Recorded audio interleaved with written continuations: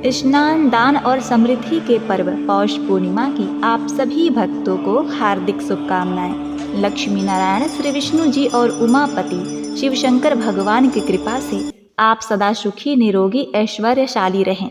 ओम नमः शिवाय। हर हर गंगे। प्रिय भक्तगणों, आज पौष माह शुक्ल पक्ष की पूर्णिमा तिथि है। हिंदू धर्म में पौष माह के शुक्ल पक्ष की पूर्णिमा तिथि का बड़ा ही महत्व है। प्रिय भक्तगणों, आज के दिन गंगा में स्नान व दान करने से एवं पौष पूर्णिमा की कथाओं को सुनने से पूरे महीने किए गए पूजा पाठ का फल मिलता है। प्रिय भक्तगणों, पौष माह सूर्य देव का महीना होता है और पूर्णिमा चंद्रमा की तिथि है। इसीलिए सूर्य और चंद्रमा का अद्भुत संगम पौष पूर्णिमा की तिथि है। पौष पूर्णिमा के दिन सूर्य और चंद्रमा दोनों की पूजा करने से और पौष पूर्णिमा की कथा सुनने से भक्तों की सभी मनोकामनाएं पूर्ण होती हैं और जीवन में आ रही सभी बाधाओं से छुटकारा मिलता है। यही नहीं, पूर्णिमा तिथि चंद्र देवता के साथ साथ माता लक्ष्मी को भी अत्यंत ही प्रिय है। ज्योतिष के अनुसार पौष पूर्णिमा पर 7 अद्भुत महासंयोग एक साथ बन रहे हैं। ऐसे में यह पौष पूर्णिमा 2 गुना फल प्रदान करने वाली है। चंद्रदेव की कृपा से मान सम्मान मिलता है, सूर्य देव की कृपा से रोगों से मुक्ति मिलती है, लक्ष्मी माता की कृपा से धन वैभव की प्राप्ति होती है, विष्णु जी की कृपा से घर परिवार में खुशहाली आती है, भोलेनाथ की कृपा से आर्थिक और मानसिक लाभ होता है और संतान की लंबी उम्र होती है।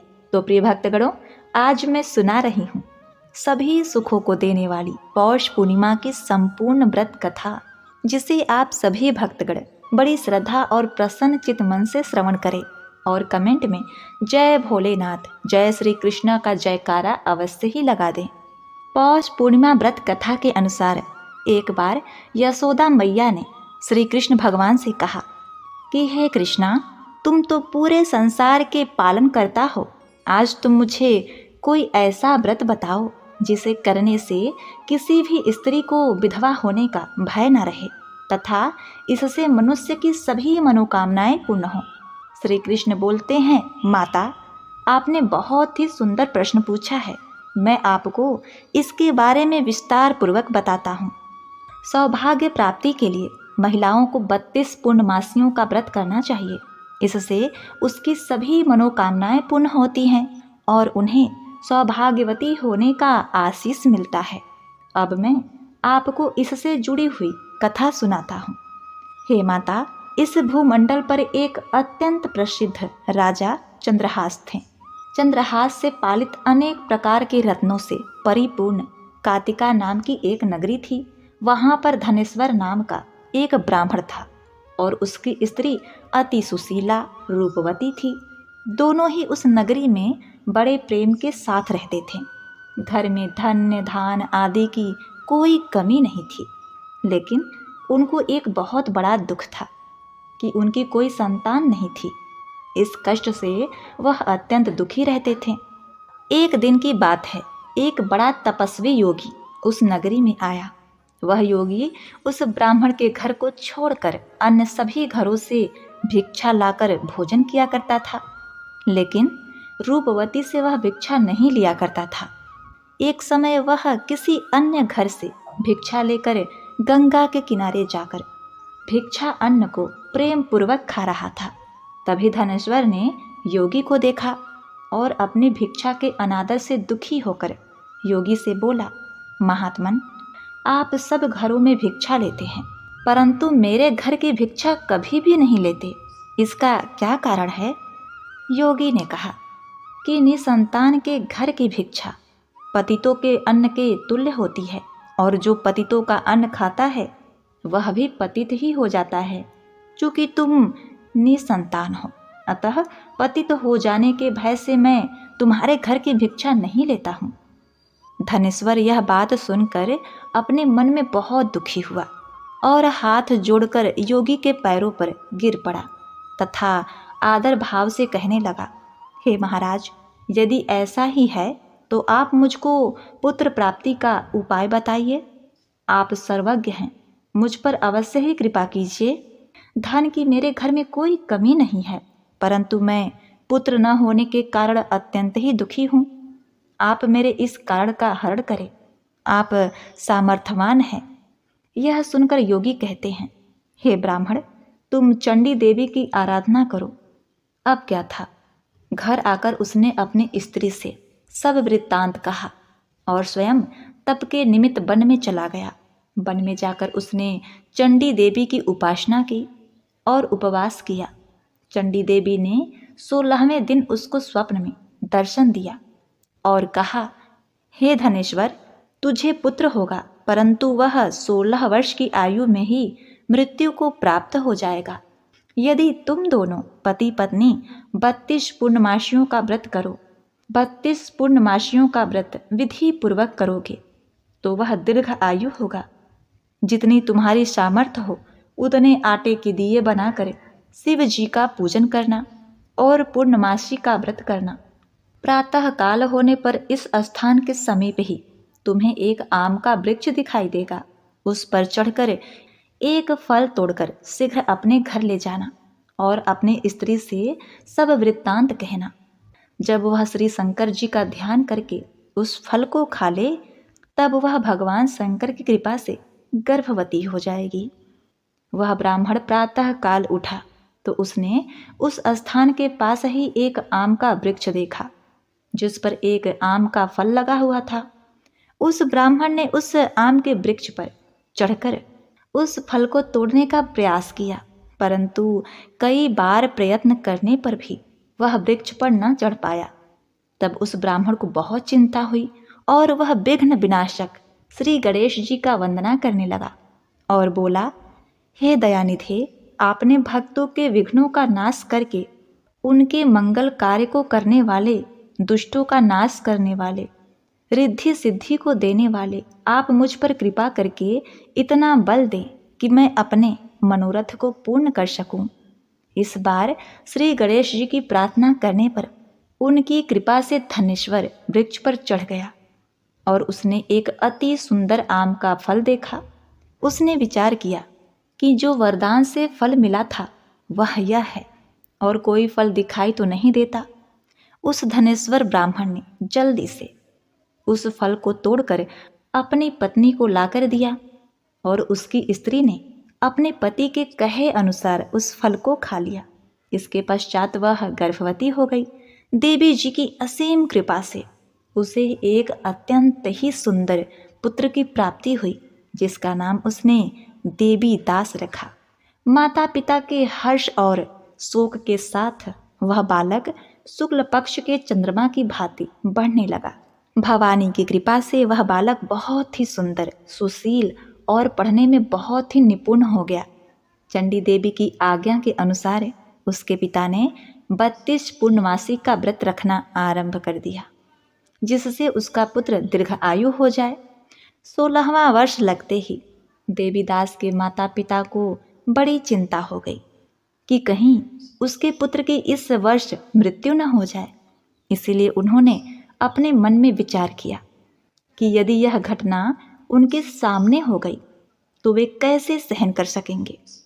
उन्होंने देवीदास के मामा को बुलाया और कहा कि हमारी इच्छा है कि देवीदास 1 वर्ष तक काशी में जाकर विद्या का अध्ययन करे और हम उसको अकेला भी नहीं छोड़ना चाहते, इसीलिए साथ में तुम चले जाओ और 1 वर्ष के पश्चात इसको वापस लौटा लाना। प्रिय भक्तगण, सब प्रबंध करके उसके माता पिता ने काशी जाने के लिए देवीदास को एक घोड़े पर बैठाकर उसके मामा को उसके साथ विदा कर दिया। धनेश्वर अपनी पत्नी के साथ अपने पुत्र की मंगल कामना तथा दीर्घ आयु के लिए भगवती दुर्गा की आराधना और पूर्णमासियों का व्रत करना आरंभ कर दिया। इस प्रकार उन्होंने 32 पूर्णमासी का व्रत पूरा किया। कुछ समय पश्चात एक दिन वह दोनों मामा और भांजा मार्ग में रात्रि बिताने के लिए किसी ग्राम में ठहरे हुए थे। उसी दिन उस गांव में एक ब्राह्मण की अत्यंत सुंदर, सुशीला, विदुषी, गूढ़वती कन्या का विवाह होने वाला था। जिस धर्मशाला के अंदर वर और उसकी बारात ठहरी हुई थी, उसी धर्मशाला में देवी दास और उसके मामा भी ठहरे थे। संयोगवश कन्या को तेल आदि चढ़ाकर मंडप आदि का कृत्य किया गया, लेकिन लग्न के समय वर को मिर्गी का दौरा पड़ गया। इस कारण वर के पिता ने अपने कुटुंब से परामर्श करके निश्चय किया कि वह देवी दास मेरे पुत्र जैसा ही सुंदर है, मैं उसके साथ ही लग्न कर देता हूँ और बाद में विवाह के अन्य कार्य मेरे लड़के के साथ हो जाएंगे। ऐसा सोचकर उसने देवी दास के मामा से जाकर बोला कि तुम थोड़ी देर के लिए अपने भांजे को हमें दे दो, जिससे विवाह के लग्न के सारे कार्य सुचारू रूप से हो सकें। तब उसका मामा कहने लगा कि जो भी कुछ कन्यादान के समय वर को मिले वह सब हमें दे दिया जाए, तो मेरा भांजा इस बारात का दूल्हा बन जाएगा। यह बात वर के पिता ने स्वीकार कर ली और उसने अपने भांजे को वर बनने के लिए भेज दिया। इसके साथ ही वह विवाह कार्य रात्रि में विधि पूर्वक संपन्न भी हो गया। पत्नी के साथ वह भोजन न कर सका और अपने मन में सोचने लगा कि न जाने कैसी स्त्री होगी। वह एकांत में इसी सोच में पड़ गया तथा उसकी आंखों में आंसू आ गए। तब बधू ने पूछा कि क्या बात है, आप इतने उदास व दुखी क्यों हैं? तब उसने सभी बातें जो वर के पिता व उसके मामा में हुई थी उसको बता दी। तब कन्या कहने लगी कि यह ब्रह्म विवाह के विपरीत कैसे हो सकता है? देव ब्राह्मण अग्नि के सामने मैंने आपको ही अपना पति बनाया है, इसलिए आप ही मेरे पति हैं। मैं आपकी ही पत्नी रहूंगी, किसी अन्य की कदापि नहीं। तब देवी दास ने कहा, ऐसा मत करिए, क्योंकि मेरी आयु बहुत कम है। मेरे पश्चात आपकी क्या गति होगी, इस बात को अच्छी तरह विचार कर लो। परंतु वह दृढ़ विचार वाली स्त्री बोली कि जो आपकी गति होगी वही मेरी गति होगी। हे स्वामी, आप उठिए और भोजन करिए, आप निश्चय ही भूखे होंगे। इसके बाद देवीदास और उसकी पत्नी दोनों ने भोजन किया और शेष रात्रि वे सोते रहे। प्रातः काल देवीदास ने अपनी पत्नी को 3 नगों से जड़ी हुई एक अंगूठी दी, एक रुमाल दिया और बोला, हे प्रिय, इसे लो और संकेत समझकर स्थिर चित्त हो जाओ। मेरा स्मरण और जीवन जानने के लिए एक पुष्प वाटिका बना लो, उसमें सुगंधित वाली एक नव मल्लिका लगा दो, उसको प्रतिदिन जल से सींचा करो और आनंद के साथ खेलो कूदो तथा उत्सव मनाओ। जिस समय और जिस दिन मेरा प्राणांत होगा ये फूल सूख जाएंगे और जब वे फिर से हरे हो जाएं तो जान लेना कि मैं जीवित हूँ।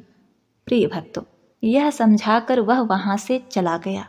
प्रातः काल होते ही वहाँ पर गाजे बाजे बजने लगे और जिस समय विवाह के कार्य समाप्त कराने के लिए वर तथा सभी बाराती मंडप में आए तो कन्या ने वर को भली प्रकार से देखकर अपने पिता से कहा, हे पिताश्री, यह मेरा पति नहीं है, मेरा पति वही है जिसके साथ रात्रि में मेरा परिग्रहण हुआ है, जिसके साथ मेरा विवाह हुआ है।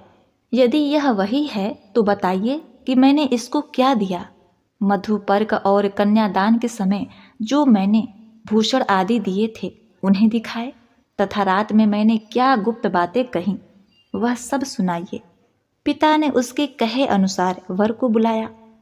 कन्या की यह बातें सुनकर वह कहने लगा कि मैं कुछ नहीं जानता। इसके पश्चात लज्जित होकर वहाँ से चला गया और सारी बारात भी अपमानित होकर वहाँ से लौट गई। भगवान श्री कृष्ण बोले, हे माता, इस प्रकार देवीदास काशी विद्या अध्ययन के लिए चला गया। जब कुछ समय बीत गया तो काल से प्रेरित होकर एक सर्प रात्रि के समय उसको डसने के लिए वहां आया।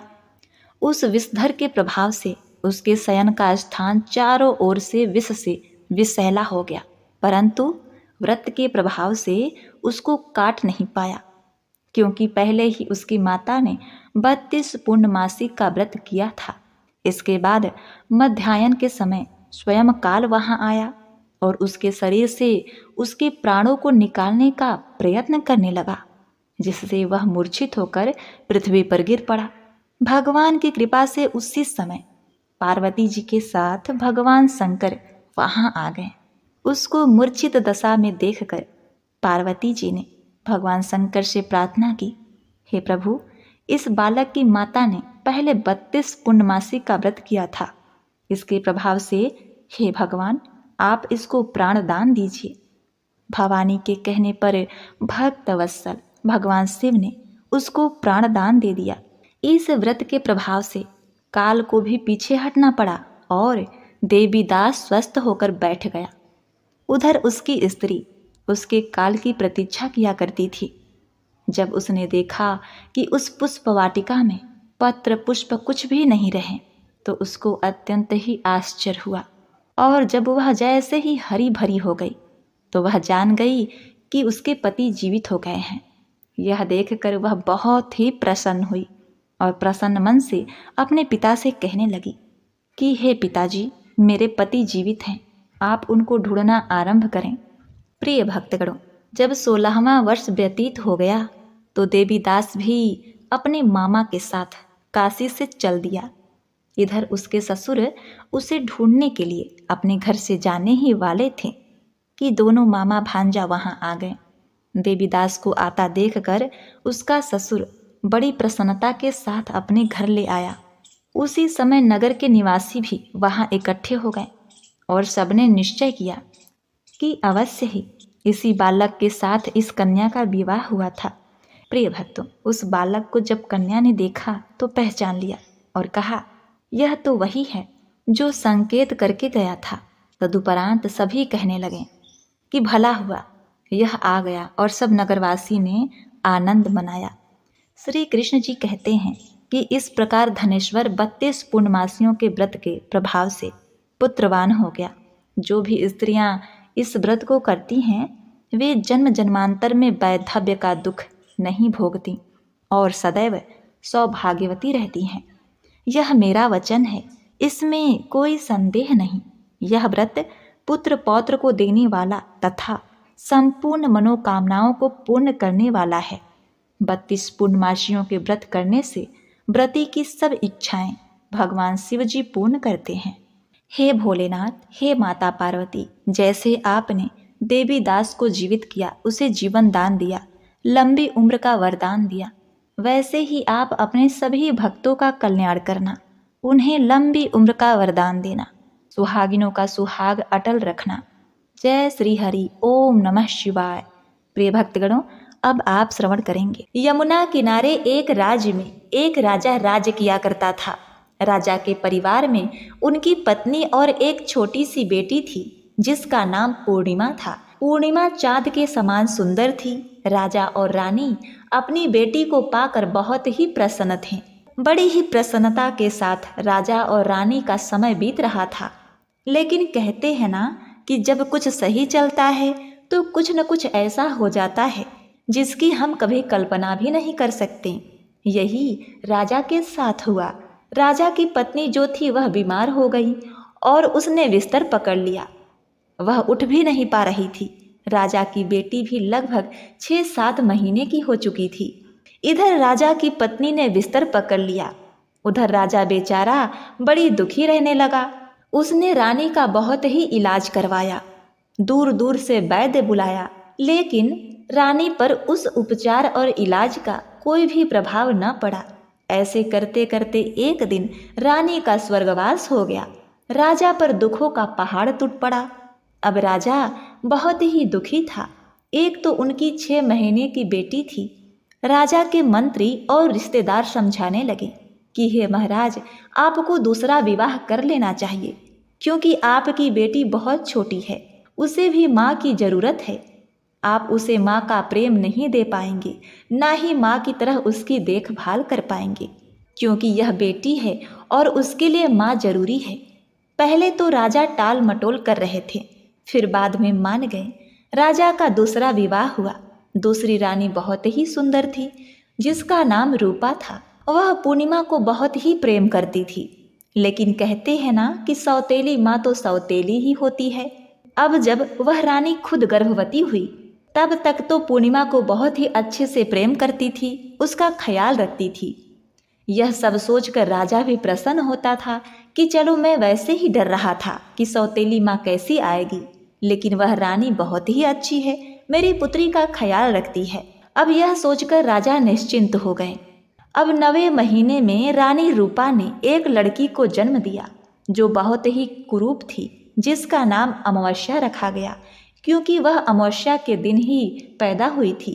अमावस्या के जन्म लेते ही पता नहीं क्या हुआ कि रानी का मन बदल गया। वह पूर्णिमा को बहुत ही नफरत करने लगी। अब उसे पूर्णिमा फूटी आंख भी नहीं सुहाती। अब वह छोटी सी पूर्णिमा धीरे धीरे बड़ी होने लगी। कहते हैं कि जब बच्चा माता पिता के अभाव में पलता बढ़ता है तो वह समय से पहले ही समझदार हो जाता है, तो वह बड़ी ही संस्कारवान और पूजा भक्ति करने वाली होती है। क्योंकि पूर्णिमा की माँ भी बहुत ही पूजा पाठ किया करती थी, इसीलिए उसके संस्कारों की छवि पूर्णिमा पर दिखाई देती थी। वह प्रतिदिन लोटे में जल भरकर शिव जी पर अर्पण किया करती थी। ऐसे ही समय बीतने के साथ साथ रानी ने एक पुत्र को भी जन्म दिया। इसी तरह समय व्यतीत हुआ और तीनों भाई बहन विवाह के योग्य हो गए। पूर्णिमा जो थी वह बहुत ही पूजा पाठ किया करती थी, भक्ति करती थी और बहुत ही सुंदर सुशील लड़की थी। उसके उलट अमावस्या अपने नाम के ही अनुरूप बड़ी ही कुरूप थी और साथ ही साथ बहुत ही नटखट थी। लेकिन कहते हैं ना कि माँ तो माँ होती है, कुरूप या सुंदर उसे तो अपनी औलाद ही प्यारी लगती है। लेकिन राजा का बेटा अपनी बहन पूर्णिमा को बहुत प्रेम करता था। वह उसे अपनी सौतेली बहन नहीं समझता था। लेकिन अमावस्या और उसकी माँ दोनों पूर्णिमा को देखकर बिल्कुल भी प्रसन्न नहीं रहती थीं। अब धीरे धीरे दोनों लड़कियां विवाह के योग्य हो गई और पूर्णिमा जो अड़ोस पड़ोस में सबकी चहेती थी, वह सबकी मदद किया करती थी। एक दिन राजा ने रानी से कहा कि मैं पूर्णिमा का विवाह करना चाहता हूँ। तब रानी ने कहा कि लड़कियों की शादी तो बाद में करेंगे, पहले घर में बहू आ जाए तो ही ठीक रहेगा, क्योंकि लड़का भी जवान था। राजा ने रानी की बात मानकर पहले बेटे का विवाह किया। घर में बहू के आते ही पूर्णिमा बहुत ही खुश रहने लगी थी। पूर्णिमा अपने भाभी का पूरा ख्याल रखती, उसका काम में हाथ बटाती, हर तरीके से उसकी मदद करती। उल्टे अमावस्या अपने भाभी का कभी भी काम में हाथ नहीं बटाती थी, उल्टा भाभी पर रोब झाड़ती थी, भाभी के काम में कमियां निकालती, जिससे भाभी का झुकाव पूर्णिमा की तरफ हो गया। वह अमावस्या को कम पसंद करती थी और यही जलन दोनों माँ बेटी को होती थी। तब एक दिन राजा ने रानी से कहा, हे रानी, अब हमें दोनों बेटियों की अच्छे घर में अच्छे वर को देखकर उनका विवाह कर देना चाहिए। लेकिन सौतेली माँ तो बिल्कुल भी नहीं चाहती थी कि पूर्णिमा किसी अच्छे घर में जाए। वह कहने लगी, हे महाराज, देखिए, पूर्णिमा के लिए अगर आप बढ़िया घर देखेंगे तो उसके वहाँ जाने से वे लोग गरीब हो जाएंगे।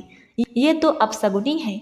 जन्म के 6 महीने बाद ही माँ को खा गई, इसीलिए वे जिस घर में जाएगी वह घर उजाड़ देगी। एक काम कीजिए, पूर्णिमा के लिए कोई साधारण सा घर देख लीजिए। जब गरीब घर में जाएगी तो भी वह वहाँ निभा लेगी और शादी में ज़्यादा खर्चा भी नहीं पड़ेगा। राजा ने अपनी पत्नी की बात मान ली और एक दूसरे गांव में एक गरीब घर में उसने पूर्णिमा का रिश्ता पक्का कर दिया। जब रिश्ता पक्का करके राजा घर आए तो उसने अपने रानी को बताया कि उसने पूर्णिमा का रिश्ता तय कर दिया है। यह सुनकर रानी बहुत ही खुश हुई। वह बोली कि देखिए, मेरी एक बात और मान लीजिए, आप अमावस्या का रिश्ता किसी अच्छे घर में कीजिए, क्योंकि यह तो बहुत ही नटखट है, कम खर्च में यह घर नहीं चला सकती, इसके लिए तो कोई अच्छा घर होना चाहिए। और एक काम कीजिए, एक ही दिन दोनों का विवाह करा दीजिए। दोनों की बारात एक ही दिन आएगी तो हमारे बहुत सारे खर्चे बच जाएंगे। राजा को अपनी पत्नी की यह बात उचित लगी। उसने दूसरे गांव में जिसने उसने अपनी बड़ी बेटी पूर्णिमा का रिश्ता तय किया था, उसी में जाकर अपनी छोटी बेटी अमावस्या का रिश्ता एक सेठ के घर में तय कर दिया। सेठ के घर में तय करके वह घर आ गया। अब पूर्णिमा की जो सौतेली माँ थी वह बहुत ही खुश थी कि मेरी बेटी तो ठाठ करेगी, राज करेगी और यह सौतेली बेटी दुख भोगेगी। अमावस्या के लिए तो राजा ने अपनी पत्नी के कहने पर अपनी हैसियत से भी ज़्यादा दहेज उसे दिया, लेकिन बेचारी पूर्णिमा को उन्होंने ऐसे ही विदा कर दिया। बिना माँ की बेटी वहाँ से विदा होकर अपने ससुराल आ गई। ससुराल में आकर पूर्णिमा ने अपने अच्छे व्यवहार से अपने ससुराल में सबका दिल जीत लिया और पूर्णिमा अपने घर में बड़ों की इज्जत करती, सास ससुर का ध्यान रखती, अपने पति का पूरा ख्याल रखती, घर का पूरा काम करती।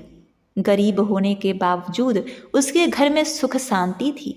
नित्य प्रति शिव जी की पूजा करती थी। वह दोनों समय पूजा पाठ करती, लेकिन कहते हैं कि गरीब थोड़े में भी गुजारा कर लेता है।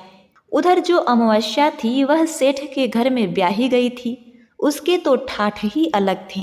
वह तो उसके घर में नौकर चाकर लगे हुए थे, लेकिन वह फिर भी पूर्णिमा से जला करती थी।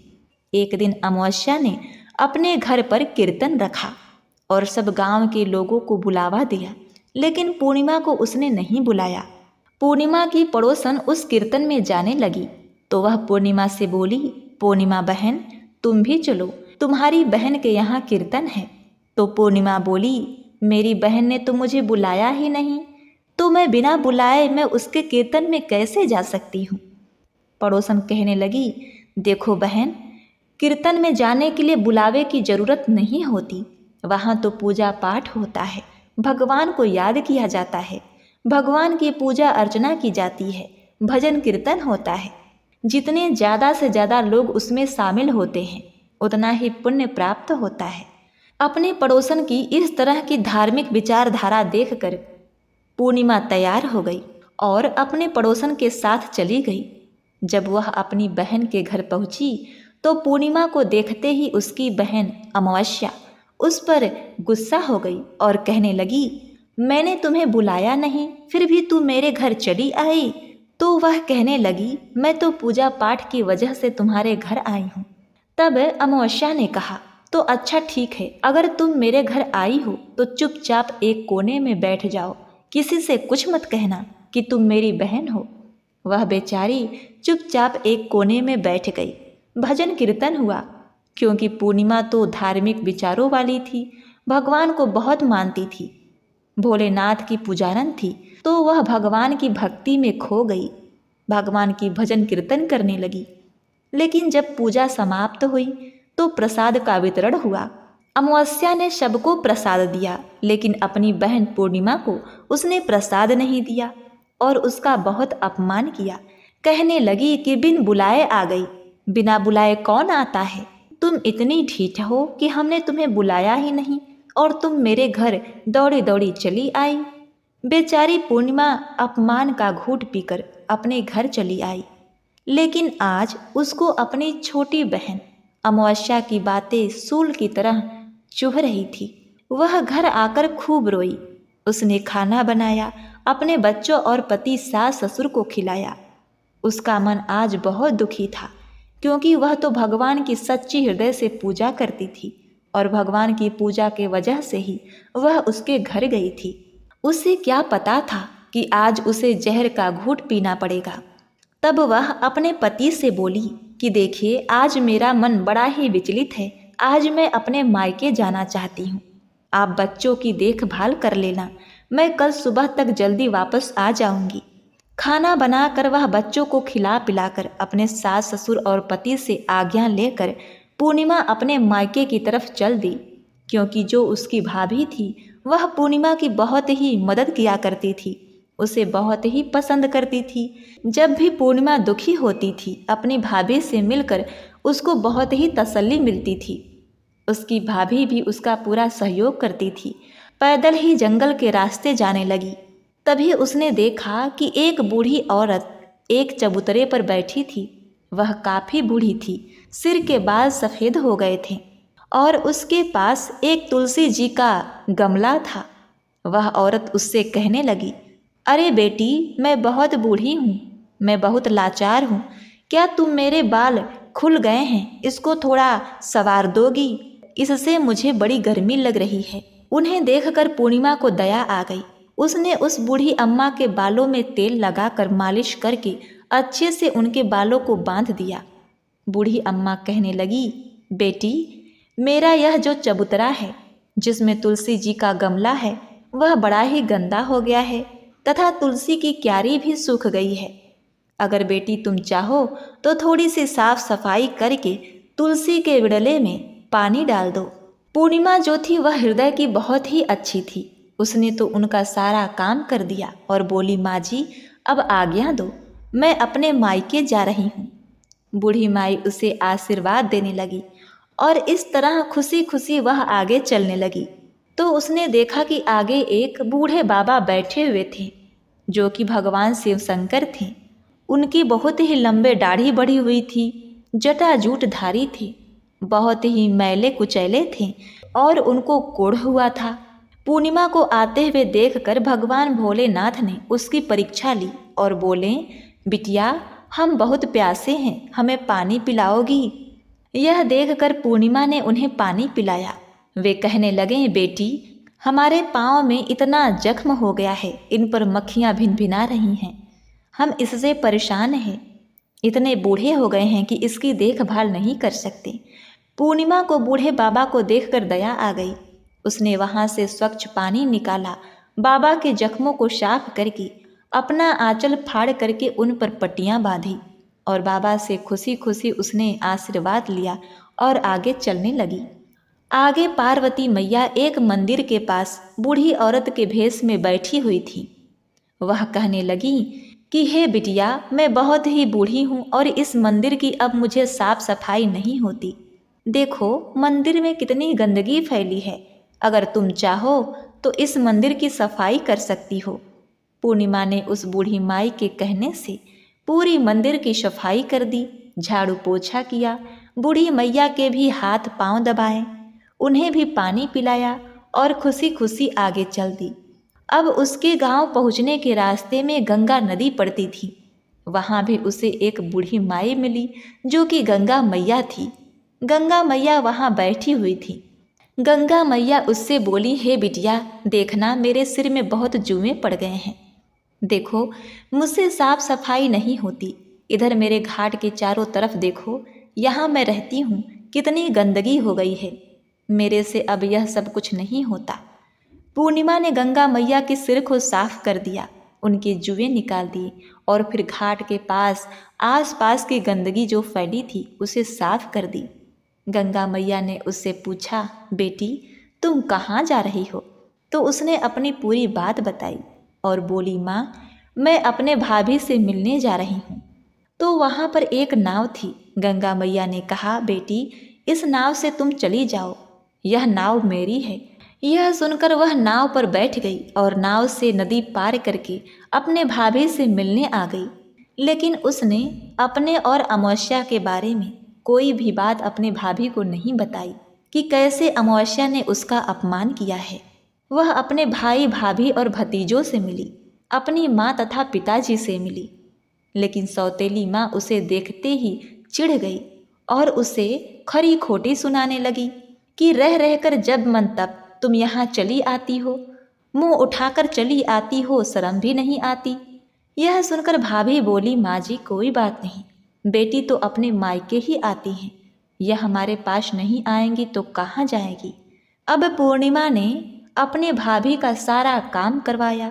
ननद भाभी दोनों मिलकर खुशी खुशी हाल चाल बांटती हैं। अब अपने भाभी से मिलकर पूर्णिमा का मन भी प्रसन्न हो गया था। अब अगले दिन वह बोली कि भाभी अब मुझे विदा कीजिए, अब मैं अपने घर को जाती हूँ, तुमसे मिलकर मुझे अच्छा लगा, मेरे मन का बोझ उतर गया। लेकिन फिर भी उसने अमावस्या वाली बात अपनी भाभी को नहीं कही। जाते समय मायके से कभी भी बेटी खाली हाथ नहीं जाती है, तो उसके भाई और भैया ने उसे भेंट स्वरूप अपनी बहन को एक लाल साड़ी दी और खुशी खुशी उसे विदा किया। इस तरह वह अपने मायके से विदा होकर गंगा नदी पर आई, जहाँ गंगा मैया बैठी हुई थी। गंगा मैया कहने लगी, अरे बिटिया तुम तो वही हो जिसने कल मेरी बड़ी मदद की थी, मेरे पास थोड़ी सी यह रेत है, यह ले जा। अब पूर्णिमा ने अपना पल्लू पसार दिया और बोली, मैया आशीर्वाद में आप जो मुझे देंगी वह मंजूर है। गंगा मैया ने अपनी रेत उठाई और उसकी आंचल में रख दी। वह उसे लेकर आगे चली गई। तो उसे आगे पार्वती मैया मंदिर के पास मिली और कहने लगी, अरे बेटी, तुम तो कल वाली बिटिया हो ना। तुम जैसे सच्ची हृदय वाली बेटी ने मेरी मदद की थी। कितने लोग यहाँ आते हैं और जाते हैं, लेकिन हमें पूछते भी नहीं हैं। लेकिन हे बेटी, तुमने इतनी मेरी मदद की, मेरे पास तुम्हें देने के लिए कुछ नहीं है। यह जो हवन कुंड के अंगारे हैं, इन्हें लेती जा। अब उसने आंचल फैला दिया। पूर्णिमा ने अपने आंचल में बुझे हुए अंगारों के कोयले ले लिए। माता रानी ने उसकी झोली में वह कोयले रख दिए। अब वह लेकर वहां से चल दी। आगे शिव जी भगवान जो कोढ़ी के रूप में बैठे थे, वे बूढ़े बाबा, वही बूढ़े बाबा जिनके जख्म हो रखे थे। वे बोले, हे बिटिया, तू तो कल वाली बेटी है जो मेरे जख्म ठीक करके गई है। बेटी, मैं तो आज बहुत ही अच्छा महसूस कर रहा हूँ। हे बेटी, तेरा यह उपकार चुकाने के लिए मेरे पास देने के लिए कुछ नहीं है। यह थोड़ी सी भभूत है, इसे ले लो। पूर्णिमा ने अपना आंचल पसार दिया। भोले बाबा ने अपनी भभूति उसके आंचल में डाल दी। खुशी खुशी वह अपने घर आ गई। रास्ते में फिर वही तुलसी माता का चबूतरा पड़ा, जहाँ बूढ़ी माता बैठी हुई थी। और वह तुलसी माता रूपी बुढ़िया माई पूर्णिमा से बोली, हे बेटी, तू कल वाली बेटी है जो कल मेरे बाल को तूने संवारा था, तूने मेरे तुलसी के विड़ला को सींचा था। देखो, तुम्हारी इतनी सेवा से मेरी तुलसी कितनी हरी भरी हो गई है, इनमें कितनी मंजरी आ गई है। हे बेटी, मेरे पास तुम्हें देने के लिए कुछ भी नहीं है। थोड़ी सी तुलसी की मंजरी तोड़ लो, यह अपने साथ ले जाओ। पूर्णिमा ने तुलसी की मंजरी तोड़कर अपने आंचल में रख लिया और फिर अपने घर को चली गई। घर जाकर उसने सबकी पोटली बनाई और घर के एक कोने में रख दी। अब शाम हो गई थी। वह घर आकर अपने काम में लग गई। बच्चों के लिए खाना बनाया, घर की सफाई की, अपने सास ससुर को खिलाया, पति को खिलाया, बच्चों को खिलाया, खुद भी खाकर सो गई।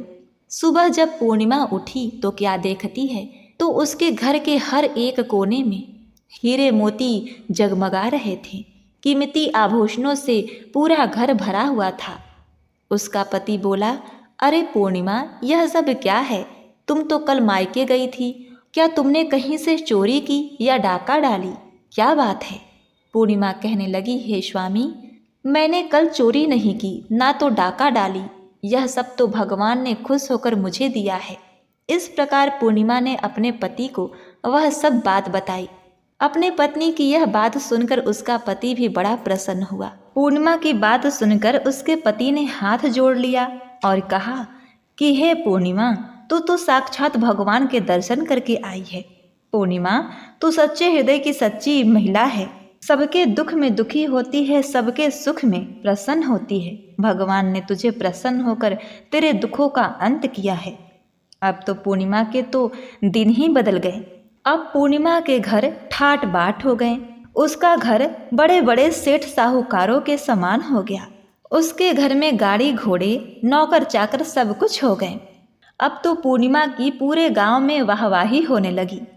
यह बात जब पूर्णिमा की बहन अमावस्या को पता चली तो उसे बड़ा ही आश्चर्य हुआ और उसे इसका बड़ा ही दुख हुआ। वह दौड़ती दौड़ती पूर्णिमा के घर आई और बोली, बहन, सच सच बता, तू इतनी अमीर कैसे हो गई? एक ही रात में तू कंगाल से धनवान बन गई। पूर्णिमा ने कहा, हे बहन, जो भगवान की भक्ति करते हैं, सच्चाई का साथ देते हैं और किसी के भी प्रति ईर्ष्या भाव नहीं रखते, भगवान उनकी एक न एक दिन अवश्य सुनते हैं। वैसे ही भगवान ने मेरी किस्मत सुधारी है।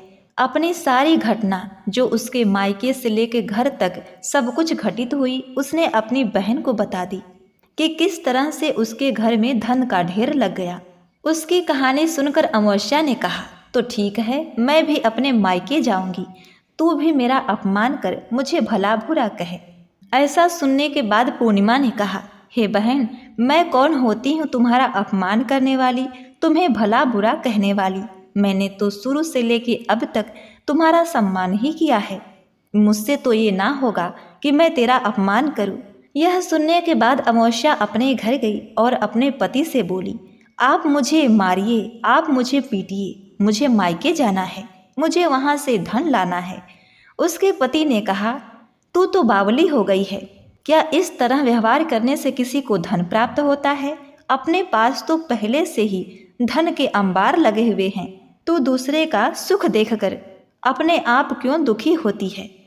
लेकिन अपने पति के बातों को अनसुना करके अमावस्या अपने पति से झगड़ा लड़ाई करके अपने मायके चल देती है। चलते चलते उसे रास्ते में तुलसी मैया एक बूढ़ी औरत के रूप में बैठी हुई दिखाई देती हैं और उन्होंने अमावस्या से कहा, हे बेटी, मेरे बाल उलझे हुए हैं। देख, मेरे तुलसी जी का बिड़ला भी, तुलसी जी का गमला भी सूखा है, जरा इसे सींच दे। अमावस्या तो ठहरी एक नंबर की घमंडी औरत। उसने यह सुनते ही कहा, अरे, मेरे पास फालतू के कामों के लिए समय नहीं है, चलो आगे बढ़ो, मुझे अपने मायके जाना है। अब फिर यह कहकर वह वहाँ से आगे बढ़ गई। आगे उसे वही कोढ़ी रूप में भगवान शिव जी मिले। उन्होंने पूर्णिमा से कहा, अरे बेटी, कहाँ जा रही है? जरा मेरे जख्मों पर थोड़ा सा मलहम तो लगाते जा। हे बेटी, मुझे कोढ़ हो गया है, मेरे ऊपर मक्खियाँ भिनभिना रही हैं, जरा इसे तू उड़ा तो दे। यह देखकर अमावस्या बोली, अरे बाबा, तू तो मुझसे दूर ही रह, तुझे देखकर मुझे घिन आती है। इस तरह अमावस्या ने उस बूढ़े बाबा को भी अनदेखा करके आगे चली गई। आगे जाते जाते उसे मैया पार्वती मिली, जो बूढ़ी औरत के वेश में मंदिर के पास बैठी थी। अमावस्या ने उन्हें भी उनका कार्य करने से मना कर दिया। फिर आगे उसे अपने मायके के रास्ते में गंगा नदी मिली। गंगा नदी के पास ही गंगा मैया बूढ़ी औरत के वेश में बैठी हुई थी। उन्होंने अमावस्या से कहा, हे बेटी, कहाँ जाती है? जहाँ जाती है वहाँ जाने से पहले मेरे घाट की सफाई तो कर दे। देख, मेरे बालों में भी बड़े जुए हैं, इन्हें निकाल तो दे। मेरे हाथ काम नहीं करते बेटी, मेरा काम करेगी तो तेरा उपकार होगा। गंगा रूपी बूढ़ी माई की बातें सुनकर अमावस्या ने कहा कि हे बूढ़ी माई, मेरे पास तो आपके ये फालतू काम करने के लिए समय नहीं है, मुझे बड़ा ही जरूरी काम है, मुझे अपने मायके जाना है। तो बूढ़ी माई ने कहा, बेटी, पास में ही मेरी नौका है, उसमें बैठ कर चली जा। जब अमावस्या उस नौका में बैठती है तो उस नौका में बहुत सारे कांटे आ जाते हैं, जिसमें से एक कांटा अमावस्या के पैरों में चुभ जाते हैं और उसे बड़ी ही पीड़ा होने लगती है। फिर भी वह उस पीड़ा को सहन करती हुई नदी को पार करके अपने मायके में जा पहुंची। मायके में जाते ही ना तो वह अपने भाई भाभी से मिली, सीधे वह अपनी माँ के पास गई और अपनी बहन पूर्णिमा की ढेर सारी चुगली करने लगी। उसने कहा कि माँ, पूर्णिमा जब यहाँ आई थी तो भाभी ने उसे बहुत कुछ दिया, इतना कुछ दिया कि उसका घर भर गया, वह तो अब मुझसे भी अमीर सेठानी बन गई। यह सुनकर उसकी माँ को बहुत ही क्रोध आया। रानी इतनी क्रोधित हुई कि वह अपनी बहू से जाकर सीधे झगड़ पड़ी। अब अमावस्या आते ही अपनी माँ तथा भाभी में झगड़ा करवा देती है। रानी के मुंह से यह सब सुनने के बाद रानी की बहू ने कहा, हे माँ जी, मैंने तो अपनी ननद पूर्णिमा को सिर्फ एक साड़ी ही दिया था, इसके अलावा पूर्णिमा को मैंने कुछ नहीं दिया। इसके बाद जब तक अमावस्या अपने घर रही तब तक वह अपने भाभी की शिकायत ही करती रही।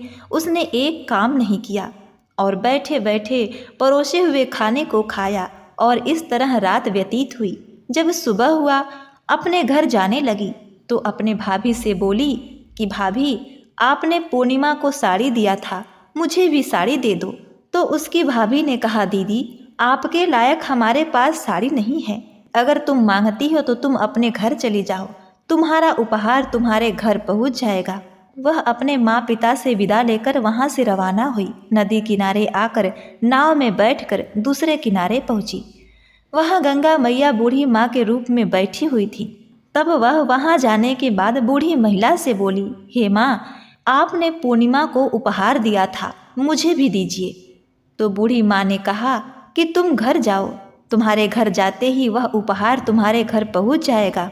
इसके बाद वह माता पार्वती के यहाँ जाती है, फिर भगवान शिव जी के यहाँ जाती है। दोनों ने कहा कि हे बेटी, अगर तू घर जा रही है तो हमारे द्वारा दिया गया उपहार तेरे घर खुद ब खुद चला जाएगा, तू घर जा। इस प्रकार से वह आगे बढ़ती है। आगे उसे तुलसी माता का विड़ला दिखाई देता है, जहाँ तुलसी माता बुढ़िया के रूप में बैठी हुई थी। पूर्णिमा ने उनसे भी कहा, हे बुढ़िया माई, आपने तो पूर्णिमा को तुलसी की मंजरी दी थी, जिससे सोने चांदी बन गए। हे माँ, आप भी मुझे कुछ दीजिए। तब तुलसी माँ ने कहा, बेटी, तू मुझसे क्या मांगती है? तू घर तो जा, तेरे घर जाते ही तुझे सब कुछ प्राप्त हो जाएगा। इसके बाद बड़ी ही प्रसन्न मन से अमावस्या अपने घर पहुंची, यह सोचकर कि उसका घर भी अन्न धन से भर जाएगा। यह सोचकर जब वह अपने घर पहुंची तो उसने देखा कि उसके घर में ढेर सारे कंकड़ पत्थर, मिट्टी और बहुत सारे कीड़े मकोड़े घर में चल रहे हैं। पूरा घर गंदगी से भरा पड़ा है और ऊपर से उसके पति और सास ससुर ने उसे ढेर सारे उलाहने दिए तथा उसे घर से निकालने की बात भी कही। फिर वह अपनी बहन पूर्णिमा के पास गई और फिर रोने गिड़गिड़ाने लगी। उसने अपनी बहन पूर्णिमा से कहा, हे बहन, मेरे साथ तो ये सब कुछ हुआ। तब उसकी बहन पूर्णिमा ने कहा, बहन, जो सच्ची श्रद्धा और निष्ठा के साथ भगवान का भजन करते हैं और उनके निमित्त दान पुण्य कर्म और जो भी उसके पास होता है वह उसे दान करते हैं, चाहे धन हो या फिर श्रम दान, जो भी दान करना है वो दान करते हैं तो उससे उसका 1000 गुना प्राप्त होता है। हे बहन, मेरे पास किसी को देने के लिए तो कुछ नहीं था, पर अपना सेवा भाव और श्रम दान तो था। मैंने सच्ची श्रद्धा और निष्ठा के साथ अपना श्रम दान किया और सबकी सेवा की। उसी का परिणाम है कि आज मुझे उसका 1000 गुना ज़्यादा लाभ मिला है। हे बहन, तू भी अपने घर जा तथा अपने सास ससुर से क्षमा याचना करके, अपने पति को मना करके अपने घर में भगवान का भजन कीर्तन कर, गरीबों की सहायता कर, उनकी मदद कर तथा जितना हो सके लोगों के प्रति दया भाव दिखा। इतना करने से भगवान तेरे ऊपर कृपा जरूर करेंगे तथा धन धान से परिपूर्ण कर देंगे। अपनी बहन की बातों को सुनकर अमावस्या अपने घर आई। उसने वैसा ही किया। ऐसा करते करते उसे कुछ ही दिन व्यतीत हुए थे कि उसके घर फिर से धन धान की बढ़ोतरी होने लगी। उसके परिवार में खुशहाली पुनः वापस आ गई। घर के लोगों ने उसका मान सम्मान करना आरंभ कर दिया। अब तो दोनों बहन अमावस्या तथा पूर्णिमा में ऐसी मित्रता और ऐसा प्रेम हुआ कि लोग उनकी मिसालें देने लगे। रानी को भी अपने भूल का प्रायश्चित हुआ। उसने भी अपने भूल को स्वीकार किया तथा पूर्णिमा और अमावस्या दोनों पुत्रियों को एक समान माना और एक समान ही व्यवहार करने लगी। इसी प्रकार हे भोलेनाथ, जैसे आपने अमावस्या पूर्णिमा को एक किया, उन्हें धन संपत्ति दिया, पूरे परिवार को एकजुट किया, वैसे ही सब पर कृपा करना, घर परिवार में सुख समृद्धि और खुशहाली बनाए रखना। तो बोलिए शिव शंकर भगवान की जय हो। ओम नमः पार्वती पते, हर हर महादेव।